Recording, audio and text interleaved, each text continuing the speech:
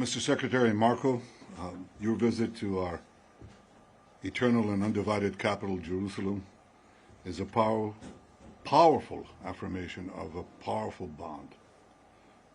We stand in a time of immense challenges, the aggression of Iran and its terrorist proxies, those who chant death to America, death to Israel.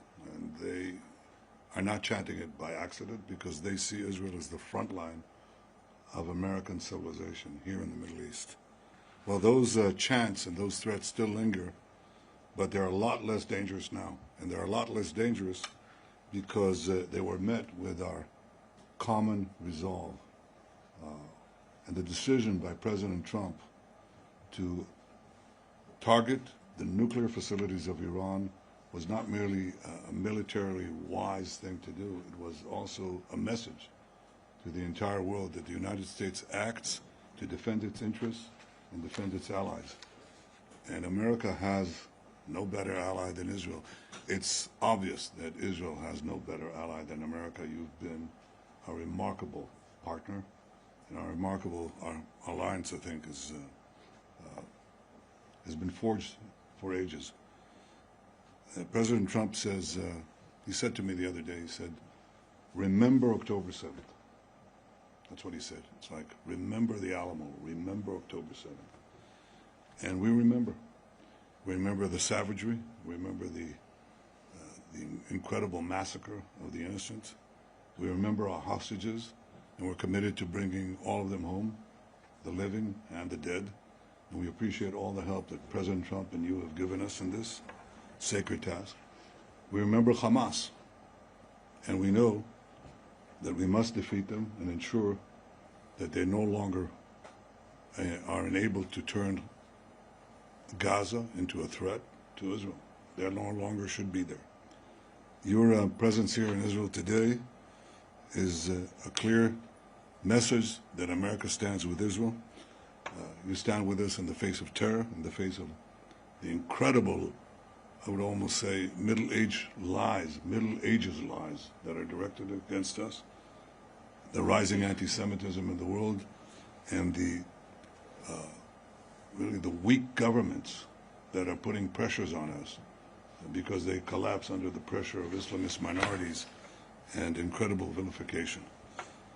I want to thank you personally for your unwavering support of Israel's right to defend itself, for standing firmly against those who seek to isolate and demonize our nation.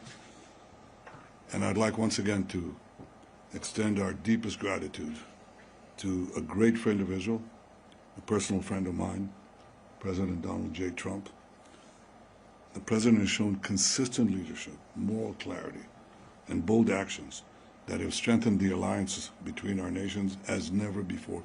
The American-Israeli alliance has never been as strong as it is now. And the President has been an outstanding global leader. He's really transforming the world to better all of us. And I can again repeat what I've said time and time again. He's the greatest friend that Israel has ever had in the White House. We will continue to act together with great force and great determination to protect our countries, and I may add, to protect our common civilization, because we're engaged in the battle of civilization against barbarism. And the alliance between our nations remains as enduring and unshakable as the stones of the Western Walls we visited yesterday. We will forever cherish this friendship. And I want to say, Mr. Secretary, thank you.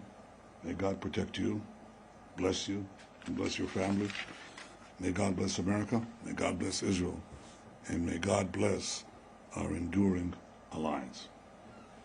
Thank you, Mr. Prime Minister. And first of all, let me say on behalf of the President of the United States, President Trump, I want to thank you for your friendship and for the friendship that Israel has shown towards the United States, and so many issues we work on together that extend beyond the causes of war and peace, but advances in technology, advances in economics, and those remain strong and enduring and unwavering, and not enough attention gets paid to those links, the economic links, the cultural links. We're here today, by the way, later this evening to inaugurate and to open to the world perhaps one of the most important archaeological sites in the planet, and one that has deep meaning to so many people in the United States as well in the Pilgrims Road over at the City of David, and so it's an honor to be here and be a part of that. As far as the President's been clear on the ongoing issues in Gaza, and that is that every single hostage, both living and deceased, needs to be home immediately. Hamas can no longer continue to exist as an armed element that threatens the peace and security, not just of Israel, but of the world, and that the people of Gaza deserve a better future, one that cannot begin until Hamas is eliminated and until all of the hostages, both living and deceased, are home. And he remains committed firmly to that objective. And that's what we seek to talk about today, have talked about today, and will continue to talk about, and that is the road forward on how to achieve those things. Those objectives remain. Those objectives remain in place. Beyond that, obviously, we cooperated and were involved together just a few weeks ago on the issue of Iran and Iran's desire to possess not just nuclear weapons, but short and mid-range missiles with the capability of threatening our presence here in this hemisphere, in this region, and of course the safety and security of the Jewish state. But I would venture to say a threat that actually extends well beyond that to the kingdoms of the Gulf and eventually even into Europe.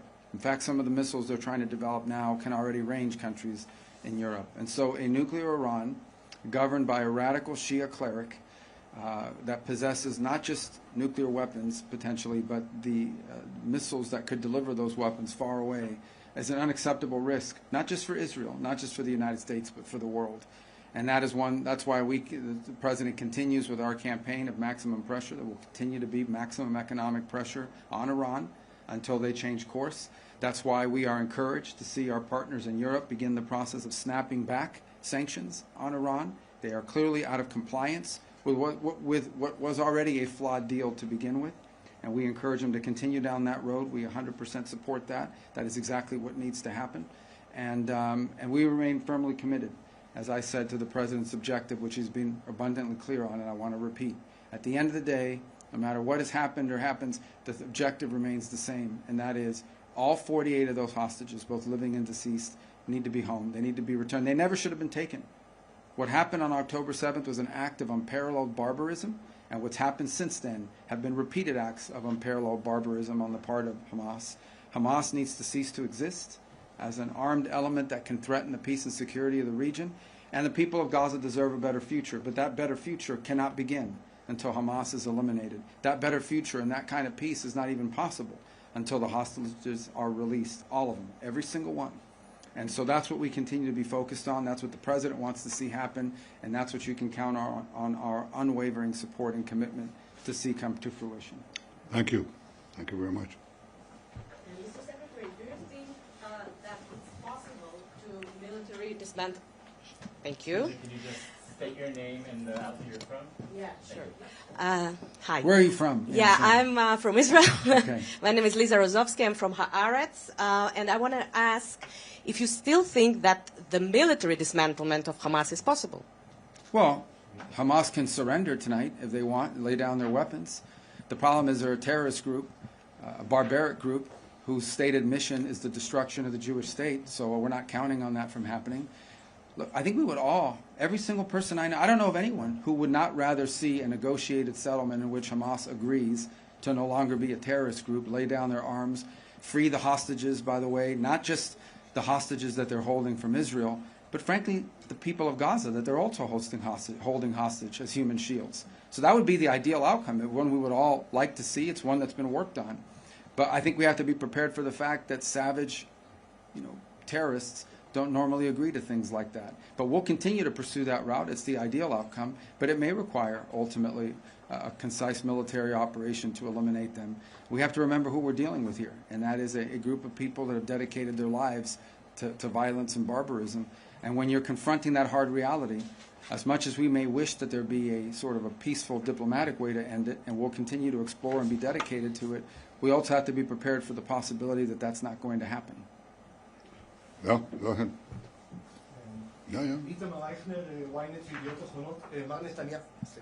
מר נתניהו, האם ישראל עדכנה את ארצות הברית לפני המתקפה בדוחה? And a question to Secretary Rubio. Did you ask Israel not to advance with its military maneuver in Gaza and not to repeat of attack in Qatar? Well, I've said repeatedly that Israel's decision to act against the Hamas terrorist leadership in Qatar was a wholly independent decision by Israel. It was a decision taken by me and our top security force chiefs. It was conducted by us, and we assumed full responsibility for it because we believe that terrorists should not be given a haven, and the people who planned the worst massacre of the Jewish people since the Holocaust cannot have immunity. So we did it on our own, period. All I would add is that we are focused on what happens now, what happens next, what role can Qatar play possibly in reaching an outcome here that leads not just to the end of this hostilities, not just to the release of all of the hostages, both living and deceased, not just the disarmament and elimination of Hamas, but also a better future for the people of Gaza, which isn't possible as long as Hamas exists, which isn't possible as long as 48 hostages are being held. And so we're going to continue to encourage Qatar to play a constructive role in that regard. We're focused because at the end of the day, no matter what has happened, these fundamentals still remain. There is still a Hamas, there is still 48 hostages, and there is still a war going on. And all of these things standing in the way of a better future for the people of Gaza and a peaceful end to what's happening now. So we're going to remain focused on what we can do next. Okay. Can I ask, Mr. Secretary? Sorry. You can ask anything, but there's order. Go ahead. הנשיא טראמפ הביע את דאגתו הנשיא טראמפ הביע את דאגתו בעקבות רצח צ'רלי קירק שם בארצות הברית מארגונים רדיקליים בשמאל שמלבים שנאה וחותרים תחת הדמוקרטיה. האם הנושא הזה גם היה חלק מהשיחות ביניכם על אולי שיתוף פעולה נגד ארגונים כאלה כדי למנוע חלילה רצח פוליטי גם כאן בישראל? Well, the question was about the ramifications of the barbaric murder of Charlie Kirk. So first let me say Charlie Kirk was a tremendous friend of Israel. And he believed and discussed with me how to defend Israel, how to defend Western civilization. He actually wrote a detailed memorandum suggesting how we should do that. He saw our battle as a common one for our common values and our common freedom. He also believed in having free discourse. And he was I think, a great American patriot, a believer in the freedom and liberties that America gave to the world, and a believer in the common foundation of our civilization, which he attached to this city, this country, this land. He was struck down. I think the most important thing is to make sure that his legacy isn't struck down, that it continues to live. Now, you know, some people are irreplaceable. Charlie was 31 years old. My own brother was 30 years old when he fell in the rescue of hostages in Entebbe. And, you know, some of these people come once in a century. But it's their legacy that has to live on. So we're committed, I'm committed, and I know the President Trump is committed, and I'm sure that's true of Secretary of State Marco Rubio, to make sure that that legacy lives on. How to address the threats is what you're saying. How do you actually address the threats of the poisonous incitement of the people who don't believe in free speech, who believe in the imposition of their views on others, who speak of democracy but actually want to trample democracy into the dust? How to deal with that? I think it's a common problem. I think the world right now, the Western world, America, Israel, are being challenged by extraordinary violence from political opponents within the countries. Extraordinary violence. President Trump has, there's been 2 attempted assassinations on him. One nearly succeeded. I've been targeted myself with death threats, which are pretty much daily. My family is targeted. And so are ministers and public figures. They're harassed, they're threatened in Israel and in America.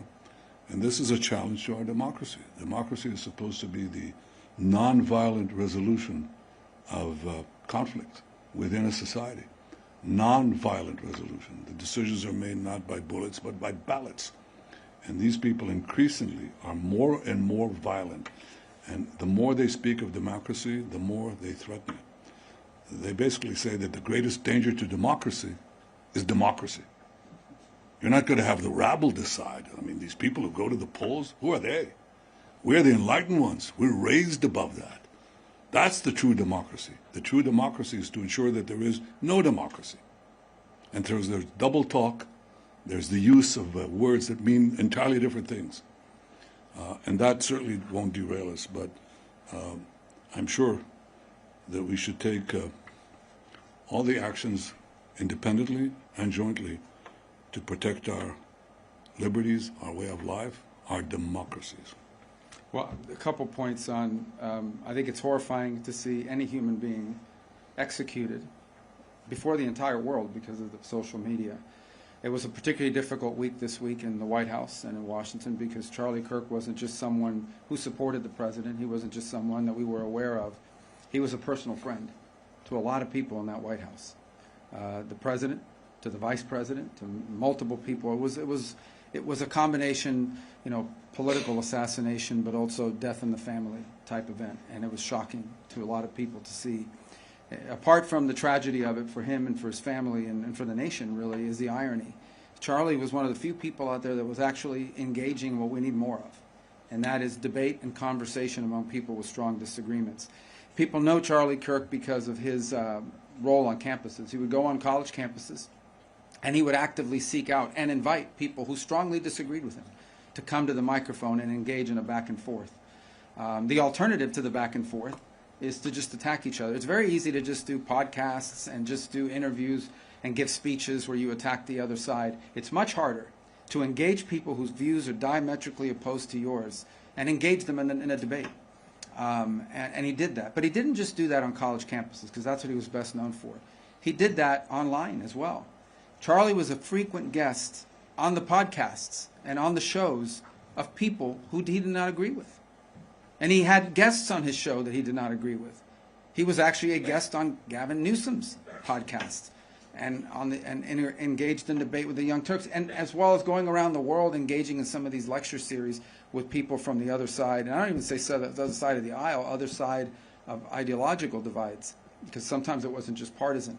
And to see someone who was engaged in what we need more of, assassinated in the process of doing exactly that. Because that's where he was assassinated. He was assassinated in the middle of that kind of discourse. I think was an effort not simply to silence Charlie's voice, but I think is an effort to intimidate and silence that kind of effort in America.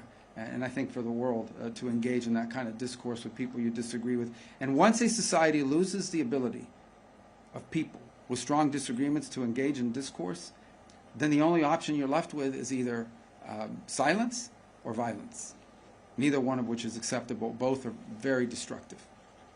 Let's take from the foreign press. So let's Thank you. Tom Bateman from BBC News. First of all, Mr. Secretary, you have very vocal anger from Arab countries, your Gulf allies, over the Israeli strike last week, accusing Israel of barbarism in their words. Isn't this a crisis now for American diplomacy? And how are you going to assure your Gulf allies, as the President says, that this won't happen again? And Mr. Prime Minister, can you give us your assessment of whether last week's attack did actually kill any of the Hamas leadership in the building? And in Gaza City, with tower blocks being destroyed every day, dozens dead daily, are you simply using the civilian population of Gaza as a means to apply pressure on Hamas? Well, let me begin with a question you asked me, and that is, we have strong relationships with our Gulf allies. We work very closely with them on a number of things. We've been engaged with them. We've been engaged with them consistently before what happened and after what happened. And ultimately, the point we will make to everybody is that some fundamentals still remain that have to be addressed, irrespective of what has occurred. The reality of it is we still have 48 hostages. We still have a Hamas that is not only holding 48 hostages, they're holding Gaza hostage, and they're using civilians as human shields. They're still a dangerous element, and as long as they exist, as long as they're around, there will be no peace in this region, because they are not agents of peace, they are agents of barbarism.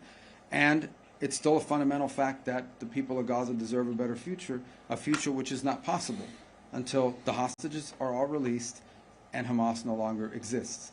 All these fundamentals still exist. They all still have to be addressed. And that's what we're going to remain focused on as we engage with our allies in the Gulf, is how can we continue to work together to address those three things which we think are pillars. Solving those are pillars of the broader construct I think all of us hope for the region. There's immense cynicism and hypocrisy in the condemnation of Israel. After 9/11, the Security Council of the United Nations passed Resolution 1373. And that resolution said that states must not harbor, give safe haven, finance, plan, or allow such actions for terrorists. It didn't say some actions in this part of the world, or some nations cannot do it in this part of the world, but they can do it in another part of the world. And of course, the United States acted very boldly against the terrorist havens that were given to Al-Qaeda in Afghanistan, the terrorist haven that was given to the chief terrorist, bin Laden, in Pakistan. Those countries that are condemning Israel today did not come and say, well, what a terrible thing was done. The sovereignty of Pakistan was violated. The sovereignty of Afghanistan was violated. You don't have such sovereignty when you are effectively giving a base to terrorists and a place where they can ply their gruesome trade. So it's the right of every country under international law to defend itself beyond its borders against those who would kill their citizens, murder them en masse. That is what guided Israel. What are we trying to do in Gaza? You say we're bringing down those towers to intimidate people? We're not bringing down those towers to intimidate people. Those towers are serving as Hamas strongholds. But what we're doing is we're telling the population, because we're going to take over and destroy the Hamas stronghold, they're one of the last two strongholds and the most important one that Hamas has left in the Gaza Strip. We ask you to leave. And what is Hamas doing? They're asking them to stay because they want to use them as human shields, as they've done from the beginning of the war. And we say, leave, please leave. Do leave, fast, and as fast as you can. And that's what we're doing right now. Hamas is telling them, Hamas is not only telling them, don't leave, but in previous occasions, including a few weeks ago, they shoot them. They shoot women and children in the legs, beginning with the legs, then they go higher if it doesn't work, to keep them in harm's way.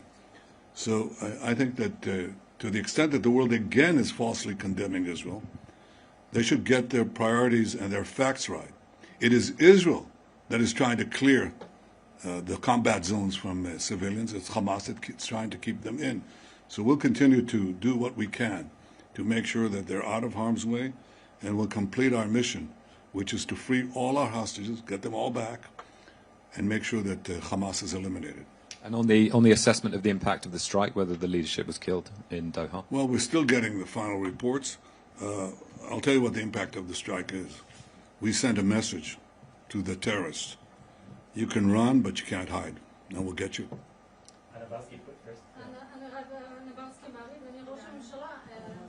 אדוני ראש הממשלה, לפי הדיווחים, לא רק שהתקיפה של צה"ל נכשלה בקטר, אלא גם נחשפו יכולות מסווגות של צה"ל בתקיפה בשבוע שעבר. האם בדיעבד אתה מצטער על ההוראה שנתת להוציא את התקיפה לפועל? Well, I don't accept the premise in your question, which is that Hamas, that the raid failed. Didn't fail because it had one central message, and we considered it before we launched it. And that is, you can hide, you can run, but we'll get you.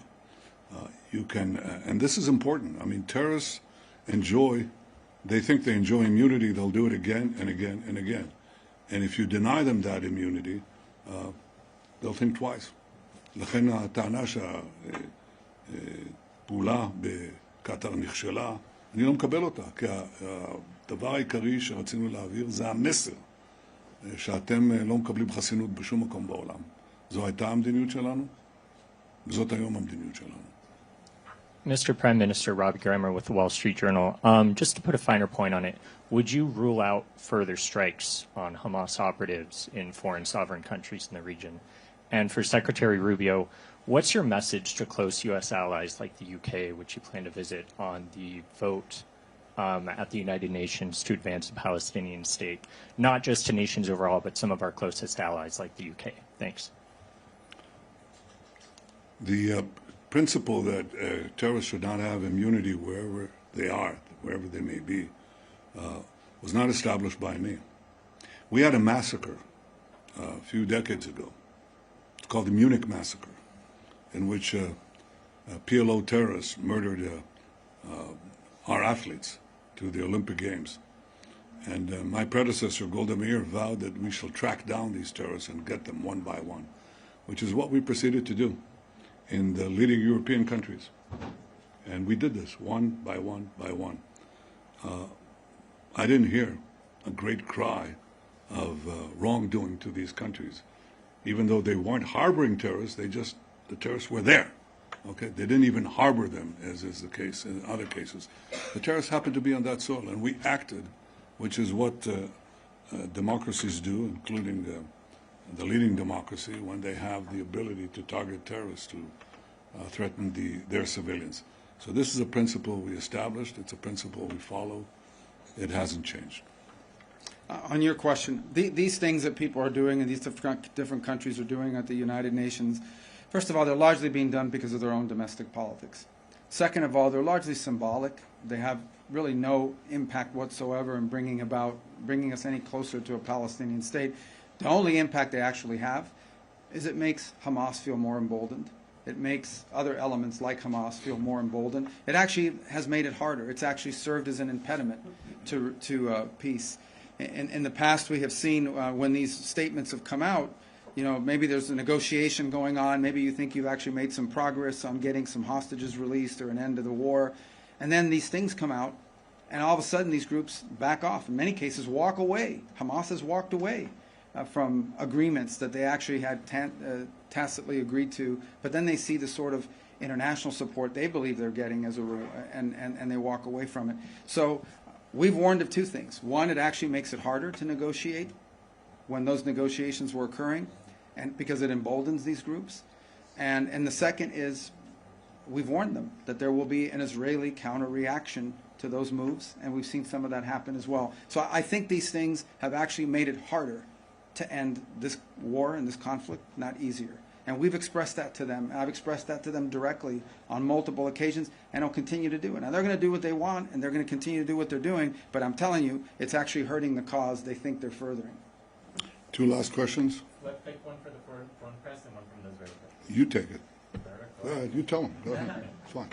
Thank you. Secretary, I wanted to ask, I know you mentioned prior to the trip that the focus of the trip was not the Israeli plans for the operation in Gaza City, but I was wondering if you could tell us if that's something, and Mr. Prime Minister, good to see you again, if this is something that came up in your discussions in terms of the U.S. view on the announced Israeli plans for military operations in Gaza City, and what the U.S. view is about this idea of, as some have talked about, a Gideon's Operation Gideon's Chariot kind of two, or a continuation of the offensive, or an expansion of the offensive, potentially this month in Gaza City. Yeah. Thank you. The best way for me to put it to you is that the purpose, of our conversations have been about what the president. I'll restate what the president has repeatedly said. He wants every single hostage released. He wants Hamas eliminated as a threat, and he wants to then have the United States be helpful in rebuilding Gaza for the future that's going to be peaceful and prosperous, and not have elements like Hamas operating. That's the goal. Now, how do we achieve that? How do we get there? That's what we're always talking about. That's what we talked about today. And that's going to continue to be the focus of our engagement in this. We want all of the hostages out, all of them, every single one of them, both living and deceased, all of them. There should never have been hostages. This should never have happened. Okay, this happened because on October 7th, these animals, these barbaric animals, conducted this operation, and against innocent people that had nothing to do with any of this. And that's why this all started. We've forgotten that. People have forgotten that that's where this all began. That's why the president keeps saying, remember October 7th. We wouldn't even be having these conversations right now if these barbarians had not done what they did. So this is what brought us to this point. It needs to end. And how does it end? It ends by eliminating the people who did it, by ending them as a threat. It ends by releasing every single hostage, both living and deceased. There should never have been a hostage. There should not be a hostage now. And then, when all of that is done, then we can begin the work, I hope, internationally, to providing the people of Gaza the kind of future that they deserve, but that they will never have as long as a group like Hamas exists. So that's been our focus. And obviously, we have been the focus and at the core of much of what we talked about. How do we achieve what I believe is a shared goal, not just of the United States and Israel, but of multiple countries around the world and certainly in the region who want to see the same outcome. And that's what we've been focused on. That's been the president's focus. And he wants that to all happen as soon and as quickly as possible. You asked a question. What was the tail end of your question? Just if you could comment about, following your discussions of the past couple of days about Israel's plans with regard to Gaza City and potential expansion of the offensive there. Well, I'm not going to talk about our tactical plans. I leave that to our military people in the field. But I have stated the cabinet's decision on 5 principles that I brought before it. And as Secretary Rubio correctly said, this war could end now. And it requires the first step for Hamas to lay down its arm, to release all our hostages. And I'll bring you the 3 other points that we put forward. One, the third is that Gaza should be demilitarized. Demilitarized is different from just laying down your arms, because you want to make sure that arms are not smuggled into Gaza and arms are not produced in Gaza. So demilitarization is the third point. Overriding Israeli security responsibility is the fourth point, to make sure that there's no resurgent terrorism, Hamas or from any other organization. And the last thing is to establish a transitional civilian government by people who do not advocate the destruction of Israel, do not educate their children to terrorism, finance terrorism, or launch terrorism. These are the 5 points. And we're committed to doing it. We're now, Secretary Rubio said, how do you achieve this? How do you achieve the release of the hostages and eliminating Hamas if you keep Hamas there? If they surrender, lay down their arms, then you can do the rest without battle. And at any point, if you can do something without battle, it's better. Having been in battle, I can tell you it's not a lot of fun. And to see your friends die next to you is not a lot of fun. Or maimed for life, that's not a lot of fun. So if we can achieve this by having a Hamas surrender, all the better. One last question. I don't know. בבקשה. תודה. אברהם חסון, ערוץ 14. ראש הממשלה, מהם הצעדים המשותפים כתגובה אפשרית להצהרה עתידית על מדינה פלסטינית באו"ם, והאם הועלתה אפשרות לחלת ריבונות ביהודה ושומרון כתגובה לצעד העתידי? צעד העתידי הוא צעד עתידי, אתה לא חייב לחשוף אותו לפני כן, אבל ברור שאם נוקטים פעולות חד-צדדיות נגדנו, אז פשוט מזמינים פעולות חד-צדדיות מצידנו. Thank you very much. That's it. Thank you. I want to acknowledge, the presence of 2 extraordinary ambassadors here, Ambassador Huckabee, American ambassador to Israel, and Ambassador Leiter, Israel's ambassador to the United States, our foreign minister, Gideon Sal, our National Security Council head, Tzachi Hanegbi, and my staff, and your staff. Yeah, all great people. Thank you. Thank you. Thank you very much.